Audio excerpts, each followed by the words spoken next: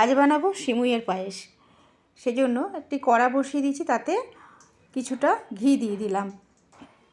এবারে সিমুইগুলোকে ভেজে নেব।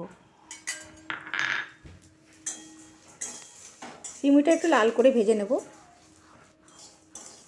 ভাজা হয়ে গেছে, এবারে এক সাইডে নামিয়ে রেখে দেব। একটা বাটি বসিয়ে দিলাম, তাতে 500 গ্রামের বেশি একটু দুধ দিয়ে দিলাম, একটা তেজপাতা দিয়ে দিলাম। দুধটা ফুটে গেছে, আগে থেকেই ফোটানো ছিল, আবার একটু ফুটিয়ে নিলাম। এবারে সিমুইগুলো দিয়ে আবারও ফুটিয়ে নেব। সিমুই খুব তাড়াতাড়ি সেদ্ধ হয়ে যায়। এবারে চিনিটা মিশিয়ে দেব।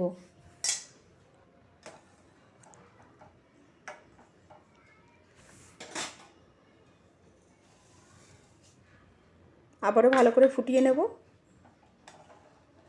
খুব ঘন করব না, তাহলে কিন্তু সিমুইটা একদম ঠান্ডা হলে থকথকে হয়ে জমে যাবে। এবারে ড্রাই ফ্রুটের মধ্যে কিশমিশ দিয়ে দিলাম, আর একটু ফুটিয়ে নামিয়ে নেব। তো তৈরি হয়ে গেল আজকে সিমুই। বন্ধুরা, আজকের রেসিপিটা যদি আপনাদের ভালো লাগে, একটা লাইক, কমেন্ট, শেয়ার করবেন, আর আমার চ্যানেলটিকে সাবস্ক্রাইব করে আমার পাশে থাকবেন।